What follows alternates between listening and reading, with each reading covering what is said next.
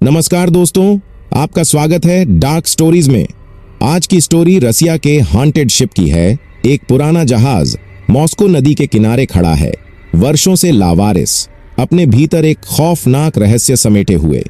लोग कहते हैं कि ये जहाज भूतिया है और यहां जाने वाले कभी लौटकर नहीं आते। एंड्री, एक युवा पत्रकार, इस जहाज के रहस्यों को उजागर करने के लिए निकल पड़ता है। जैसे जैसे वो जहाज के अंदर गहराई में उतरता है, उसे पता चलता है कि यहाँ केवल भूतिया कहानियां ही नहीं, बल्कि भयावह सच्चाइयां भी छुपी हुई हैं। क्या एंड्री उन आत्माओं को मुक्त कर पाएगा या वो भी इस जहाज का हिस्सा बनकर रह जाएगा? अगर आप दिल दहलाने वाली और रोंगटे खड़े कर देने वाली कहानियां सुनना चाहते हैं तो आप सही जगह पर हैं। जल्दी से अपने ईयरफोन्स लगा लीजिए और पॉपकॉर्न तैयार कर लीजिए, क्योंकि हम आपको ले चलेंगे एक ऐसे सफर पर जहां डर और रोमांच की कोई कमी नहीं है। यहां आपको भूत प्रेत, चुड़ैलों की कहानियां और अनसुलझे रहस्य सुनने को मिलेंगे जो आपकी नींदें उड़ा देंगे। अगर आपको हमारी कहानियां पसंद आती हैं तो वीडियो को लाइक करना ना भूलें, चैनल को सब्सक्राइब कर लें और कमेंट करके हमें बताएं कि आपको कहानी कैसी लगी। और हाँ, वीडियो को पूरा देखें, क्योंकि आखिरी में ऐसा ट्विस्ट आता है जिसे आप मिस नहीं करना चाहेंगे। तो चलिए दोस्तों, आज की कहानी को शुरू करते हैं। मॉस्को की सर्दियों का मौसम, बर्फ की चादर से ढका शहर और मॉस्कवा नदी के किनारे खड़ा वो पुराना जहाज द आर्कटिक ग्लोरी। जहाज अब भी था, पर अब कोई उसे देखने या छूने की हिम्मत नहीं करता था। ये जहाज कभी मॉस्को की शान हुआ करता था, लेकिन अब इसकी खौफनाक कहानियां हर किसी की जुबान पर थीं। रात के 11 बजे थे और एंड्री का काम खत्म होने ही वाला था। वो मॉस्कवा नदी के पास एक छोटी सी दुकान में काम करता था। जैसे ही उसने दुकान बंद करने का सोचा, उसकी नजर उस जहाज पर पड़ी। एक अजीब सी ठंडक उसकी रगों में दौड़ गई। लोगों ने बताया था कि जहाज में अजीब अजीब आवाजें आती हैं। किसी ने कहा था कि उसने वहां किसी को चलते हुए देखा है। यार, ये सब बकवास है, एंड्री ने खुद से कहा, पर उसके अंदर का डर कहीं ना कहीं उसे ये मानने को मजबूर कर रहा था कि शायद ये सब सच्चाई है। उसने अपने दिमाग से ये ख्याल हटाने की कोशिश की और जल्दी जल्दी दुकान बंद करने लगा। अचानक एक जोर की हवा का झोंका आया और दुकान का दरवाजा अपने आप खुल गया। क्या यार, अब ये भी? उसने बड़बड़ाते हुए दरवाजा बंद किया। एंड्री! एक धीमी डरावनी आवाज आई। वो पलटा, पर वहां कोई नहीं था। उसका दिल जोर जोर से धड़कने लगा। उसने सोचा कि ये सब उसके दिमाग का वहम है। छोड़ो, जाने दो, उसने खुद को समझाया और अपने बैग में दुकान की चाबी डाली। वो जैसे ही बाहर निकला, उसे लगा कि कोई उसका पीछा कर रहा है। उसने पीछे मुड़कर देखा, पर वहां कुछ नहीं था। ठंड इतनी थी कि उसके हाथ पैर सुन्न हो रहे थे, लेकिन पसीने की बूंदें उसके माथे पर थीं। अबे, तू पागल हो गया है क्या? उसने खुद को झड़कते हुए कहा। लेकिन जैसे ही उसने एक कदम आगे बढ़ाया, उसे ऐसा महसूस हुआ जैसे किसी ने उसके कंधे पर हाथ रखा हो। कौन है? वो चिल्लाया। वो मुड़ा, लेकिन वहां कोई नहीं था। उसका दिल जैसे उसके गले में आ गया। उसकी आंखें डर से फैल गईं। उसने तेजी से अपने कदम बढ़ाए और सोचा कि जल्दी से जल्दी घर पहुंच जाए। लेकिन जैसे ही उसने नदी के पास वाले पुल पर कदम रखा, उसे फिर वही आवाज सुनाई दी। एंड्री! इस बार आवाज और करीब से आई थी। उसे समझ में आ गया कि यह सब उसके दिमाग का खेल नहीं था। वो तेजी से दौड़ने लगा, पर जैसे ही वो पुल के बीच में पहुंचा, उसके पैर जैसे खुद ब खुद रुक गए। उसने अपने चारों तरफ देखा। उसे सामने कुछ हलचल दिखाई दी। वो धीरे धीरे उस तरफ बढ़ा। उसे समझ नहीं आ रहा था कि वो वहां क्यों जा रहा है, लेकिन कोई अनजान ताकत उसे खींच रही थी। और फिर उसने देखा, वो एक इंसान की परछाई थी जो धीरे धीरे जहाज की तरफ जा रही थी। ये कौन है? उसने खुद से पूछा, लेकिन उसके पास कोई जवाब नहीं था। अचानक वो परछाई गायब हो गई। एंड्री की सांसें तेज हो गईं। वो समझ नहीं पा रहा था कि उसके साथ क्या हो रहा है। उसने फिर से जहाज की तरफ देखा और उसे महसूस हुआ कि जहाज से एक अजीब सी रोशनी आ रही थी। उसने सोचा कि वो बस घर वापस चला जाए, पर उसके पैर जैसे जड़ हो गए थे। मुझे जाना होगा, उसने अपने आप से कहा, जैसे कोई अनदेखी शक्ति उसे आदेश दे रही हो। वो धीरे धीरे जहाज की तरफ बढ़ने लगा। जैसे जैसे वो करीब आया, उसकी धड़कनें और तेज होती गईं। उसे जहाज की जर्जर हालत साफ दिखाई दे रही थी। पेंट उखड़ा हुआ था, खिड़कियों के शीशे टूटे हुए थे और लकड़ी की छत से जगह जगह फफूंद लगी हुई थी। जब वो जहाज के बिल्कुल पास पहुंचा तो उसे ऐसा महसूस हुआ जैसे किसी ने उसके कान में कुछ कहा हो। आ जाओ, अंदर आ जाओ। उसकी धड़कनें और तेज हो गईं। उसने अपने आप को समझाने की कोशिश की कि यह सब उसका भ्रम है, लेकिन उसका मन उसकी नहीं सुन रहा था। उसने जहाज के जर्जर गेट को धक्का दिया और अंदर दाखिल हो गया। अंदर घना अंधेरा था। उसे कुछ भी साफ दिखाई नहीं दे रहा था, बस एक अजीब सी सड़न की बदबू और सीलन की महक। उसने अपने फोन की टॉर्च ऑन की और चारों तरफ देखा। जहाज के अंदर का दृश्य और भी भयावह था। चारों तरफ धूल और मकड़ियों के जाले, फर्श पर टूटे हुए लकड़ी के तख्ते और कोनों में सड़ती हुई रस्सियां। वो धीरे धीरे आगे बढ़ता गया और तभी उसे किसी के रोने की आवाज सुनाई दी। वो रुक गया। उसकी सांसें थम सी गईं। उसने चारों तरफ देखा, पर कुछ दिखाई नहीं दिया। कौन है? उसने कांपती हुई आवाज में पूछा। आवाज धीरे धीरे तेज होती गई। वो समझ नहीं पा रहा था कि आवाज कहां से आ रही है। वो और आगे बढ़ा और तभी उसे एक दरवाजा दिखाई दिया। आवाज उस दरवाजे के पीछे से आ रही थी। उसने दरवाजा खोलने की कोशिश की, पर वो जाम हो चुका था। उसने जोर लगाया और दरवाजा अचानक एक जोरदार आवाज के साथ खुल गया। अंदर का नजारा देखकर उसकी चीख निकल गई। एक औरत साड़ी में लिपटी नीचे फर्श पर बैठी हुई थी और उसके बाल बिखरे हुए थे। वो सिर झुकाकर रो रही थी। आप कौन हैं? एंड्री ने हिम्मत करके पूछा। वो औरत धीरे धीरे अपना सिर उठाने लगी और उसकी आंखें जैसे एकदम सफेद थीं, बिना पुतलियों के। उसका चेहरा एकदम भयानक था, जैसे वो इंसान ना हो, कुछ और हो। एंड्री का दिल धड़कते हुए रुकने लगा। उसने पलटकर भागने की कोशिश की, पर दरवाजा बंद हो चुका था। तुम नहीं जा सकते? उस औरत की आवाज एकदम ठंडी और खौफनाक थी। अचानक औरत हवा में उठने लगी और उसकी तरफ बढ़ने लगी। एंड्री का शरीर जैसे सुन्न हो गया। वो चिल्लाना चाहता था, पर आवाज गले में अटक गई थी। उसने अपनी आंखें बंद कर लीं और जैसे ही उसने ऐसा किया, उसे लगा जैसे कोई उसके शरीर के अंदर घुस रहा है। एक अजीब सी ठंडक उसकी रगों में दौड़ने लगी और उसका सिर घूमने लगा। वो जमीन पर गिर गया और सब कुछ धुंधला होने लगा। आखिरी चीज जो उसने सुनी वो एक डरावनी हंसी थी जो उसके दिमाग में गूंज रही थी, और फिर सब कुछ अंधकार में डूब गया। जब एंड्री की आंखें खुलीं तो उसने खुद को अपने ही बिस्तर पर पाया। उसके पूरे शरीर में दर्द हो रहा था और सिर में तेज दर्द था। उसने उठने की कोशिश की, पर कमजोरी के कारण फिर से लेट गया। उसने चारों ओर देखा, सब कुछ सामान्य था। यह सब सपना था क्या? उसने खुद से बुदबुदाया, पर फिर उसने अपने हाथ की तरफ देखा। वहां एक गहरा निशान था, जैसे किसी ने नाखूनों से खरोंच दिया हो। उसका दिल फिर से धड़कने लगा। ये सब हकीकत थी, उसने महसूस किया। उसने उठकर बाथरूम में जाकर अपने चेहरे पर पानी मारा। जैसे ही उसने आईने में देखा, उसे अपनी आंखों के नीचे गहरे काले घेरे दिखाई दिए। वो रात भर सोया नहीं था, फिर भी उसे ऐसा लग रहा था जैसे उसने कई दिनों से नींद नहीं ली थी। उसने जल्दी से कपड़े पहने और बाहर निकला। आज उसे काम पर जाने का मन नहीं था। वो बस उस जहाज के बारे में और जानना चाहता था। वो सीधा मॉस्कवा नदी के किनारे जा पहुंचा, जहां वो जहाज खड़ा था।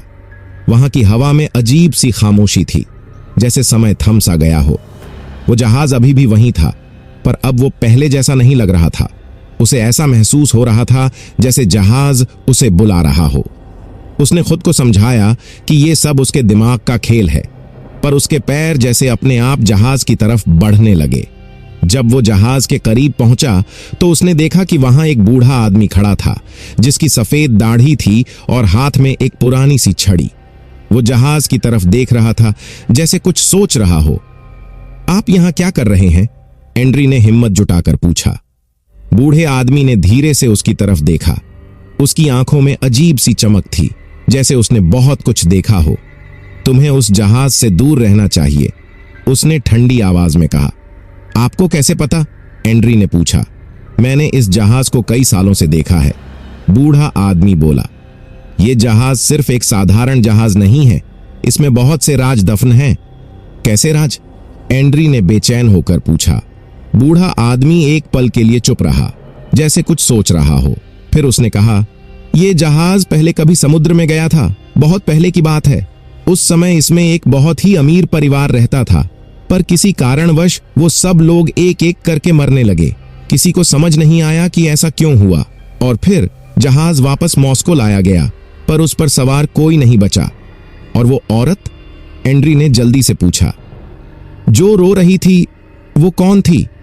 बूढ़ा आदमी फिर चुप हो गया।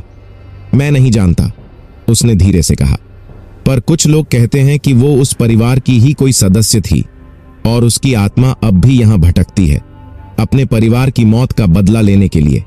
एंड्री का दिल तेजी से धड़कने लगा। मैंने उसे देखा था, उसने कहा। वो सच में यहां है। बूढ़ा आदमी एक लंबी सांस लेकर बोला, अगर तुमने उसे देखा है तो तुम्हें यहां से दूर चले जाना चाहिए। यह जगह तुम्हारे लिए नहीं है। एंड्री ने सिर हिलाया, पर उसके मन में अब भी बहुत से सवाल थे। वो जानना चाहता था कि उस जहाज में और क्या क्या छिपा हुआ है। मुझे और जानना है, उसने कहा। बूढ़ा आदमी एक पल के लिए चुप रहा, फिर बोला, अगर तुम सच में जानना चाहते हो तो तुम्हें जहाज के अंदर जाना होगा, लेकिन याद रखो, जो भी वहां जाता है वो कभी वापस नहीं आता। एंड्री ने गहरी सांस ली। उसे पता था कि यह खतरनाक है, पर उसकी जिज्ञासा उसे चैन से बैठने नहीं दे रही थी। मैं जाऊंगा, उसने दृढ़ता से कहा। बूढ़ा आदमी बिना कुछ कहे धीरे धीरे वहां से चला गया। एंड्री ने एक बार फिर जहाज की तरफ देखा और उसके कदम धीरे धीरे आगे बढ़ने लगे। इस बार वो खुद को तैयार करके आया था। उसने अपनी जेब से टॉर्च निकाली और जहाज के गेट को धक्का दिया। दरवाजा एक जोर की आवाज के साथ खुला और वो अंदर दाखिल हुआ। अंदर का अंधेरा अब भी वैसा ही था, पर इस बार उसे उतना डर नहीं लग रहा था। वो धीरे धीरे आगे बढ़ता गया, उसी दरवाजे की तरफ जहां उसने उस औरत को देखा था। जब वो उस दरवाजे के पास पहुंचा तो उसे वहीं सर्द हवा का झोंका महसूस हुआ। उसने दरवाजा खोला और अंदर गया। कमरा खाली था, पर उसमें अजीब सी ठंडक थी। उसने चारों तरफ देखा, पर वहां कोई नहीं था। अचानक उसे लगा जैसे फर्श के नीचे कुछ हलचल हो रही है। उसने नीचे झुककर देखा और फर्श की दरारों से अजीब सी रोशनी निकल रही थी। उसने अपने हाथ से फर्श के तख्ते हटाए और नीचे एक गुप्त दरवाजा मिला। ये क्या है? उसने खुद से पूछा। उसने दरवाजा खोला और नीचे झांक कर देखा। वहां एक सीढ़ी थी जो अंधेरे में नीचे जाती थी। उसने टॉर्च की रोशनी नीचे फेंकी, पर रोशनी कहीं गुम हो गई। उसे समझ नहीं आ रहा था कि नीचे कितनी गहराई है। उसका दिल तेजी से धड़कने लगा, पर उसने खुद को संभाला। अगर मुझे सच में जानना है तो मुझे नीचे जाना होगा, उसने खुद से कहा। वो सीढ़ियों से नीचे उतरने लगा। हर कदम के साथ अंधेरा और गहरा होता जा रहा था। अचानक उसे एक दरवाजा दिखाई दिया। उसने दरवाजा खोलने की कोशिश की, पर वो बंद था। उसने जोर लगाया और दरवाजा खुल गया। अंदर का दृश्य देखकर उसका दिल धक से रह गया। कमरे के बीचों बीच एक बड़ा सा दर्पण था जो धूल से ढका हुआ था। दर्पण के सामने एक पुरानी कुर्सी रखी थी और उसके पास एक मेज पर एक पुरानी मोमबत्ती जल रही थी। ये सब यहां कैसे? उसने खुद से पूछा। जैसे ही वो कमरे के अंदर गया, दरवाजा अपने आप बंद हो गया। उसने डर कर दरवाजे की तरफ देखा, पर उसे कोई दिखाई नहीं दिया। क्या हो रहा है? उसने खुद से बुदबुदाया। तभी दर्पण में हलचल हुई। उसने चौंक कर दर्पण की तरफ देखा। दर्पण में उसकी परछाई नहीं थी, बल्कि एक औरत खड़ी थी, वही औरत जिसे उसने पहले देखा था। औरत ने उसकी तरफ देखा और उसकी आंखों से आंसू बहने लगे।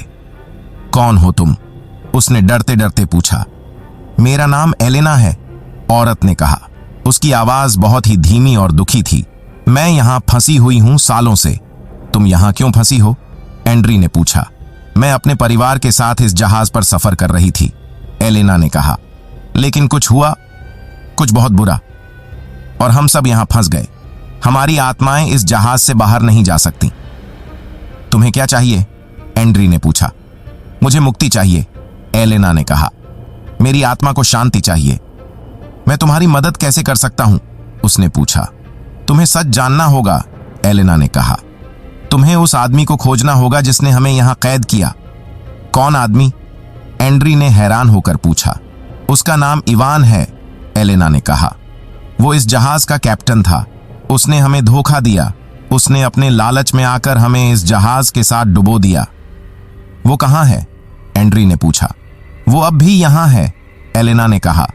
उसकी आत्मा इस जहाज में कैद है और जब तक उसे सजा नहीं मिलती तब तक हम सब भी यहाँ कैद रहेंगे। मैं उसे ढूंढूंगा, एंड्री ने कहा। मैं तुम्हारी मदद करूंगा। एलेना ने हल्की सी मुस्कान दी।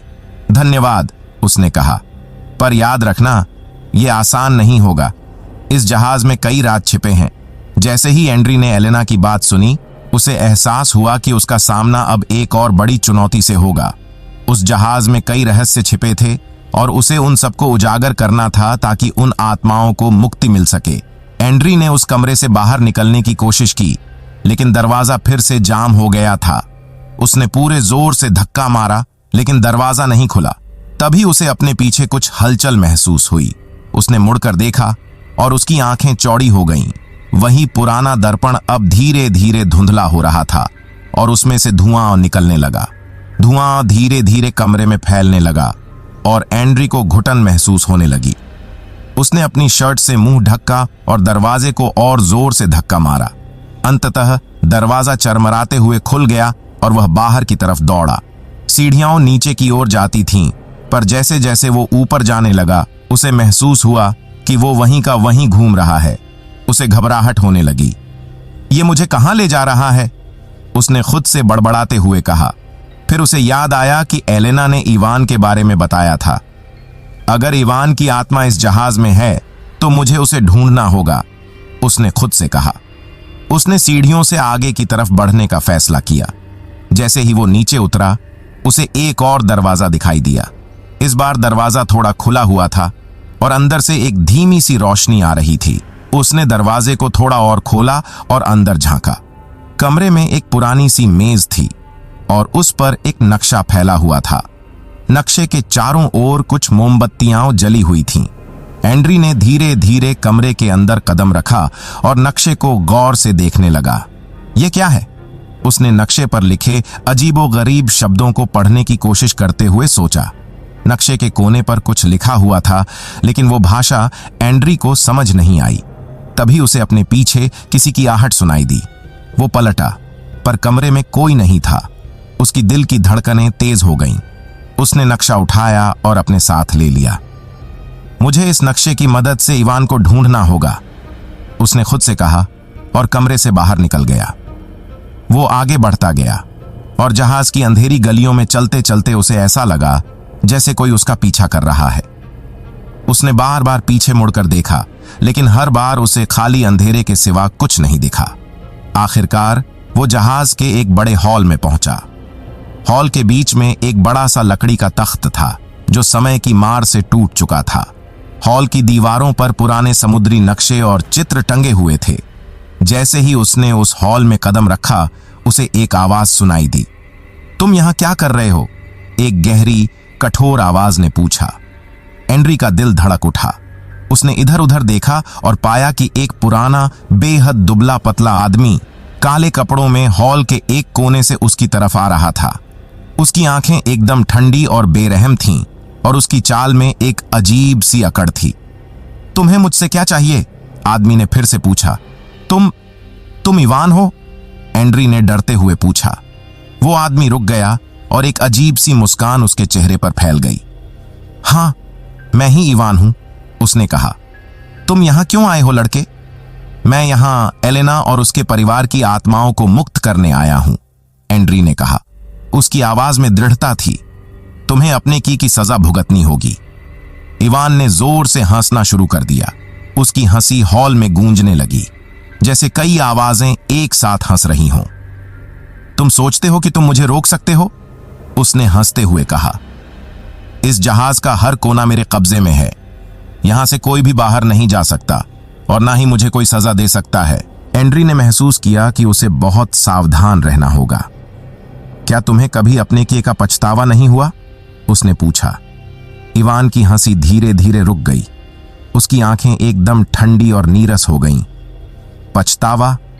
उसने धीरे से कहा। मैंने जो किया अपने फायदे के लिए किया। और अगर तुम्हें लगता है कि तुम मुझे सजा दे सकते हो तो तुम बहुत बड़ी भूल कर रहे हो। अचानक इवान ने अपने हाथ उठाए और हॉल की दीवारें हिलने लगीं। जहाज की लकड़ी की छत से धूल गिरने लगी और पूरा हॉल जैसे जिंदा हो उठा। यह जगह मेरी है, इवान चिल्लाया। तुम यहां से जिंदा नहीं जा पाओगे। एंड्री का शरीर ठंडे पसीने से भीग गया। उसे समझ में नहीं आ रहा था कि वो क्या करे। तभी उसे याद आया कि उसके पास वो नक्शा है। उसने नक्शा जल्दी से बाहर निकाला और उसे खोलकर देखने लगा। नक्शे पर कुछ बिंदुओं को लाल रंग से मार्क किया गया था। उसने नक्शे पर ध्यान से देखा और समझ गया कि जहाज के अलग अलग हिस्सों में कुछ खास छिपा हुआ है। शायद ये इवान की कमजोरी का राज है, उसने खुद से कहा। इवान की नजर नक्शे पर पड़ी और उसकी आंखों में गुस्से की चमक आ गई। यह नक्शा तुमसे कैसे मिला? उसने गुस्से में पूछा। एंड्री ने नक्शा अपनी जेब में वापस रखा और कहा, यह अब मेरे पास है और मैं इसे इस्तेमाल करूंगा। इवान ने गुस्से में आकर अपने हाथों को ऊपर उठाया और एक जोर की आवाज के साथ हॉल की एक दीवार टूट गई। लकड़ी के तख्ते हवा में उड़ने लगे और एंड्री ने अपनी टॉर्च गिरा दी। अंधेरे में उसने इवान की परछाई को अपनी ओर बढ़ते हुए महसूस किया। तुम मुझसे बच नहीं सकते। इवान की आवाज अब एकदम विकृत हो गई थी। एंड्री ने हिम्मत नहीं हारी। उसने अपनी जेब से नक्शा निकाला और उस पर मार्क की गई पहली जगह की तरफ भागने लगा। वो समझ गया था कि अगर उसे इवान को हराना है तो उसे उन सभी बिंदुओं तक पहुंचना होगा। वो जहाज के जर्जर गलियारों से होकर दौड़ने लगा। उसकी सांसें तेज हो गई थीं और उसका दिल बेतहाशा धड़क रहा था। चारों ओर अंधेरा था और केवल उसके टॉर्च की रोशनी ही उसका मार्गदर्शन कर रही थी। जहाज के हर कोने से अजीब अजीब आवाजें आ रही थीं, जैसे कोई उसकी हर हरकत पर नजर रख रहा हो। अंततः वो पहले मार्ग पर पहुंचा। वहां एक पुरानी भारी तिजोरी जैसी चीज थी। उसने तिजोरी का दरवाजा खोलने की कोशिश की, पर वो जाम हो चुकी थी। उसने तिजोरी के पास पड़े एक पुराने लोहे की छड़ को उठाया और पूरी ताकत से दरवाजे पर मारा। कुछ ही वारों के बाद तिजोरी का दरवाजा चरमराते हुए खुल गया। तिजोरी के अंदर एक पुराना घिसा पिटा लॉकेट रखा हुआ था। उसने लॉकेट को उठाया और देखा कि उसमें एक महिला और एक बच्चे की तस्वीरें थीं। यह क्या हो सकता है? उसने खुद से कहा। तभी उसे एक जोर की आवाज सुनाई दी, जैसे कोई उसका पीछा कर रहा हो। उसने जल्दी से लॉकेट अपनी जेब में रखा और वहां से भाग निकला। वो समझ गया था कि हर मार्क एक महत्वपूर्ण वस्तु की ओर इशारा कर रहा है और ये सब इवान की शक्तियों को कमजोर कर सकते हैं। उसने नक्शे की तरफ फिर से देखा और अगले बिंदु की ओर बढ़ने लगा। जैसे ही वो दूसरे बिंदु पर पहुंचा, उसे एक अजीब सा एहसास हुआ। वहां एक पुराना पियानो था जो जंग लगा हुआ था और उसकी चाबियां टूटी हुई थीं। पियानो के ऊपर एक पुराना गंदा शीशा था। उसने शीशे को साफ किया और उसमें देखा, लेकिन शीशे में उसका अक्स नहीं था, बल्कि एक छोटे बच्चे का चेहरा दिखाई दिया। बच्चा बहुत डरावना था। उसकी आंखें गहरी काली थीं और उसके चेहरे पर कोई भाव नहीं था। एंड्री ने जल्दी से शीशे से नजरें हटा लीं और पियानो की तरफ देखने लगा। पियानो के पास पहुंचकर उसने देखा कि उसकी कुछ चाबियां टूटी हुई थीं, लेकिन एक अजीब तरह का निशान भी था, जैसे कि किसी ने किसी भारी चीज से उस पर वार किया हो। उसने पियानो के अंदर झांक कर देखा और वहां उसे एक छोटा सा डिब्बा दिखाई दिया। उसने डिब्बा निकाला और खोला। अंदर एक छोटी सी चाबी थी, जिस पर कुछ पुराने अक्षरों में कुछ लिखा हुआ था, जिसे वो समझ नहीं पाया। ये चाबी किसके लिए है? एंड्री ने खुद से कहा। तभी पीछे से एक जोरदार आवाज आई, जैसे किसी ने दीवार पर जोर से मुक्का मारा हो। उसकी दिल की धड़कन तेज हो गई। उसने जल्दी से चाबी अपनी जेब में रखी और वहां से भागने लगा।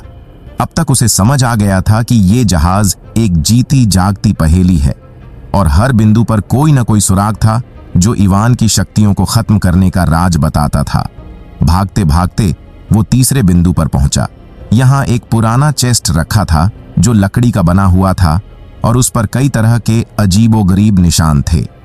उसने जल्दी से चेस्ट को खोलने की कोशिश की, लेकिन वो भी जाम था। उसने फिर से अपने पास पड़ी लोहे की छड़ का इस्तेमाल किया और चेस्ट का ताला तोड़ने में कामयाब रहा। चेस्ट के अंदर एक पुरानी किताब थी, जिसके पन्ने पीले और फटे हुए थे। किताब के पहले पन्ने पर एक नाम लिखा हुआ था, इवान पेट्रोविच। ये इवान की डायरी थी। उसने डायरी को जल्दी जल्दी पलटना शुरू किया और एक जगह पढ़ा, मैंने उन सभी को बंद कर दिया है। कोई भी इस जहाज से बाहर नहीं निकल सकता। उनका खून अब इस जहाज के हर हिस्से में समाया हुआ है। ये जहाज अब मेरा है, सिर्फ मेरा। एंड्री के रोंगटे खड़े हो गए। ये जहाज सचमुच इवान के बुरे कर्मों का केंद्र था। वो समझ गया था कि इवान ने उन सभी की आत्माओं को इस जहाज में फंसा दिया था। डायरी के पीछे एक और पन्ने पर लिखा था, अगर कोई भी इन सुरागों को ढूंढ ले और इन चीजों को वापस वहीं रख दे जहां से मैंने उन्हें लिया था, तो मेरी शक्तियां कमजोर हो जाएंगी और उन आत्माओं को मुक्ति मिल जाएगी। लेकिन ये इतना आसान नहीं होगा। एंड्री के पास अब 3 चीजें थीं, लॉकेट, चाबी और डायरी। उसे अब समझ आ गया था कि उसे क्या करना होगा। उसने नक्शे पर अगले बिंदु की ओर देखा और दौड़ने लगा। पर इस बार जहाज का माहौल और भी भयावह हो गया था। दीवारें जैसे उसे अपने अंदर समेटने की कोशिश कर रही थीं। जहाज का हर कोना अब जिंदा महसूस हो रहा था, जैसे इवान को पता चल गया हो कि एंड्री क्या करने जा रहा है। वो चौथे बिंदु की तरफ भागा। ये बिंदु जहाज के सबसे निचले हिस्से में था, जहां पानी जमा था और अजीब सी गंध आ रही थी। वहां एक पुराना टूटा फूटा सा कांच का बक्सा रखा था। बक्से के अंदर एक छोटी सी घंटी थी।